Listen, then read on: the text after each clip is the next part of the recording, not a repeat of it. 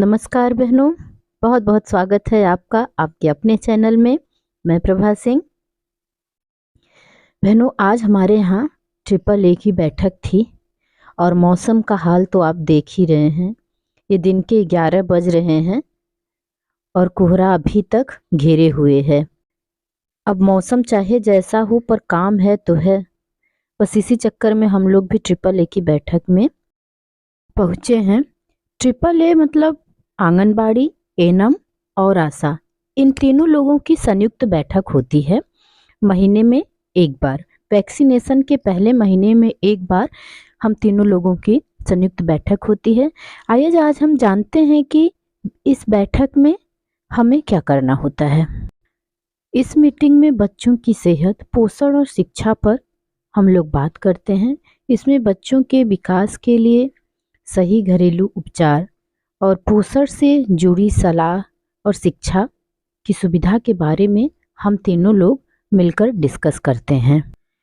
बच्चों की सही तरह से देखभाल और उनकी ज़रूरतों को पूरा करने के तरीके भी प्लान किए जाते हैं। बच्चों और गर्भवती के टीकाकरण के लिए ड्यू लिस्ट बनाते हैं, क्योंकि आंगनबाड़ी और आशा को पता होता है कि किस बच्चे को, किस गर्भवती को कौन सी वैक्सीन किस डेट पर लगानी है। आशा आंगनबाड़ी मिलकर ड्यू लिस्ट बनाती हैं और जो भी कमी होती है या कैसे बनाया जाता है, ये चीज़ हमें एनम सही से समझाती और बताती हैं। यह मीटिंग बहनों, ट्रिपल A की मीटिंग बच्चों के लिए, गर्भवती महिलाओं के लिए बहुत ही ज़रूरी होती है, क्योंकि इसमें एक महीने का पूरा जो काम होता है वैक्सीनेशन वाला, एक महीने के काम को हम लोग एक दिन कागज़ पर इसे लिखते हैं। इसलिए लिखते हैं बहनों कि जिससे कोई भी गर्भवती या कोई भी बच्चा वैक्सीनेशन से छूट न जाए।